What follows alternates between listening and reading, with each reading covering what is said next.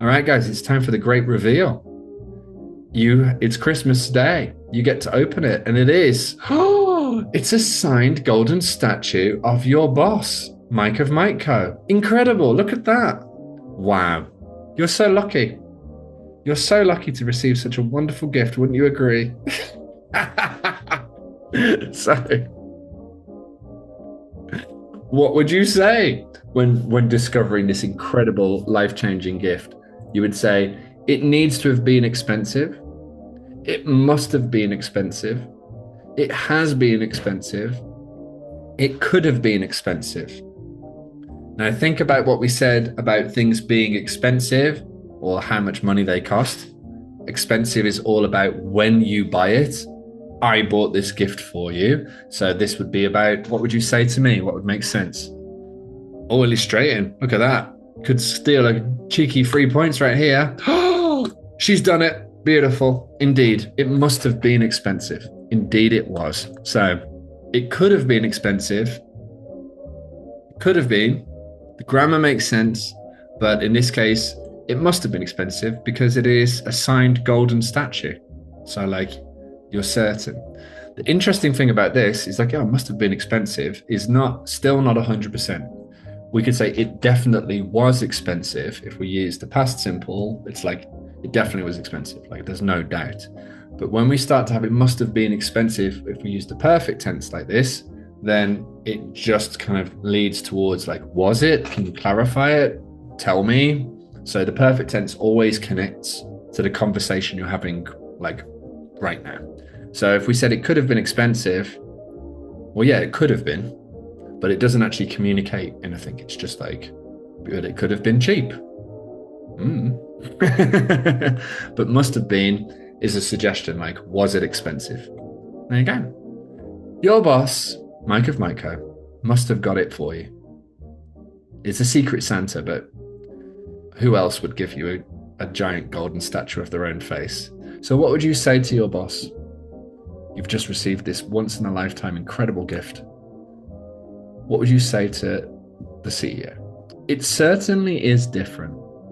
It definitely is thoughtless. It really tastes expensive. It must have been unique. So, you are certain that your boss got this for you. You don't want to get fired.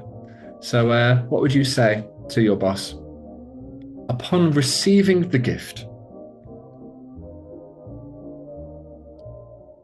Oh, it certainly is different. It definitely is thoughtless. It really tastes expensive. It must have been unique. What makes sense? Oh, boom. Well. Some of you are getting fired. So in this case, it certainly is different. Congratulations, Babella. Amazing. Beautiful work. But why, Mike? So, first of all, this we call an understatement in English. So, it's definitely unusual, or it's certainly interesting, or it certainly is interesting, or it certainly is different. We can switch the two around. Basically, it's like, oh, it's a polite way to go, yeah, great. It's not a positive comment. It's not a negative comment. It's like, oh, it's definitely special. Different, interesting, special are not positives. They're neutral. So we use this, what we call an upgrade, like certainly or definitely, to make this stronger. And then different, interesting, unique, special doesn't mean that it's good or bad. It's just, it's the thing. So it's a classic British understatement. Why are the others incorrect? So thoughtless would mean you're fired immediately, because if something is thoughtless, it means there was no thought to it, and that would be an insult. You've just insulted the boss and you're fired. Sorry, Anna. Sorry, Mr. Gubby. Fired. Thoughtful would be a positive, and then you get to keep your job. So thoughtful, full of thoughts. You thought about this. It's a very thoughtful gift. And I think thoughtless, you didn't even think. And even if that's true, you wouldn't say that to your boss. It must have been unique doesn't make sense because when we have been, remember this is still a kind of past tense. It's the present perfect, but it must have been expensive makes sense because you bought it at that point and now you're asking, was it expensive? But unique is a quality that's still true now.